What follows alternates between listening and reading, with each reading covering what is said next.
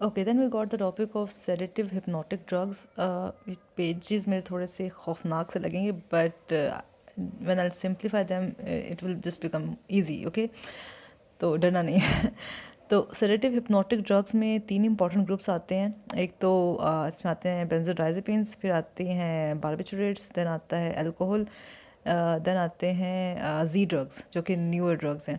ठीक है, तो ये चार इंपॉर्टेंट क्लासेस हैं, barbiturates, benzodiazepines, alcohol and Z drugs. ये हम सेडेटिव हिप्नोटिक ड्रग्स में पढ़ते हैं। अब सेडेटिव हिप्नोटिक का मतलब क्या है? सेडेटिव्स वो ड्रग्स होती हैं जो सेडेशन कॉज करती हैं, एक्जियोलिसिस कॉज करती हैं, लेकिन सीएनएस डिप्रेशन कम से कम कराती हैं। मतलब the patient will be alert but he won't be anxious. ठीक है, जबकि जो हिप्नोटिक ड्रग्स हैं they cause maximum CNS depression, जिसकी वजह से उनको नींद आने लग जाती है, दे फील ड्राउजी। ठीक है, और इसमें मोर प्रोनाउंस्ड सीएनएस डिप्रेशन होता है। तो ये सेडेटिव और हिप्नोटिक का डिफरेंस जो आपको पता होना चाहिए कि एक में मिनिमम सीएनएस डिप्रेशन हो रहा है और स्लीप इंड्यूसिंग इफेक्ट कम है उसका, जबकि हिप्नोटिक्स में थोड़ा ज़्यादा सीएनएस डिप्रेशन हो रहा है और साथ में उसका स्लीप इंड्यूसिंग इफेक्ट भी है। ठीक है, और उसमें चार इंपॉर्टेंट क्लासेस होती हैं, मैंने आपको बता दी हैं। इसको हम नेक्स्ट वीडियो में देखेंगे, इसको भी आप रहने देते हैं। ठीक है, अच्छा, हम ये कहते हैं कि सेडेटिव हिप्नोटिक ड्रग्स का जो एक्शन होता है वो डोज डिपेंडेंट होता है। जैसे हम डोज बढ़ाते रहेंगे उसका एक्शन सिडेशन से शुरू होगा और कोमा पर एंड होगा।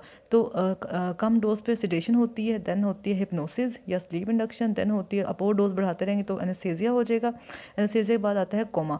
तो sedation, hypnosis, anaesthesia and coma, these are the 4 dose dependent effects of sedative hypnotics. ठीक है, अगर आप आगे कर्व्स देखें, ये डोज रिस्पॉन्स कर्व है बेंजोडाइजेपिन्स की और बारबिचुरेट्स एंड अल्कोहल की। हमें देख रहे हैं कि जो बेंजोडाइजेपिन से कर्व है ना, ये एनेस्थीसिया के लेवल पर आकर फ्लैट हो गया, प्लेटू रीच कर गया और ये कोमा की तरफ नहीं गई, विच मीन्स कि अगर हम बेंजोडाइजेपिन की डोज बढ़ाते भी रहेंगे तब भी it has a greater margin of safety and it will not land the patient in coma. जबकि अगर हम बारबिचुरेट और अल्कोहल की डोज अगर हम बढ़ाएंगे तो उसका बिल्कुल लीनियर सा ग्राफ आ रहा है and has a narrow margin of safety and the patient will land in coma अगर हम बारबिचुरेट्स और अल्कोहल की डोज बढ़ाते रहेंगे। तो while giving barbiturates and alcohol we need to be very careful with the patient. ठीक है, अच्छा, फिर हम ये कहते हैं कि सिडेशन के साथ साथ इस लेवल पे एंग्जियोलिसिस भी होती है जो कि सिडेशन का ही एक एक्शन है। और यहाँ पर एंटी कन्वर्जेंट्स और मसल रिलैक्सिंग एक्शन भी आता है। तो अगर लो डोज हम देंगे बारबिचुरेट्स की और बेंजोडाइजेपिन की तो सिडेशन तो होगी ही होगी, साथ में एंग्जियोलिसिस भी होगी, एंटी कन्वर्जेंट एक्शन भी आएगा और मसल रिलैक्सिंग एक्शन भी आएगा।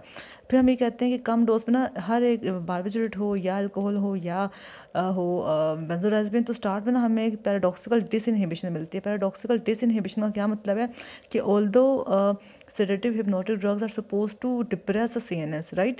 These are CNS depressants, लेकिन होता ये है कि सिंस मैं आपको थोड़ा सा मतलब आगे की बात है लेकिन पहले बता देती हूँ कि सेडेटिव हिप्नोटिक ड्रग्स गाबा रिसेप्टर पर एक्ट कर रहे होते हैं और गाबा ए और गाबा बी पर एक्ट कर रहे होते हैं, मोस्टली गाबा ए पर। ठीक है, तो जब भी गाबा पर एक्ट करते हैं तो गाबा रिसेप्टर का एक्शन क्या है? इनहिबिटरी एक्शन है ना।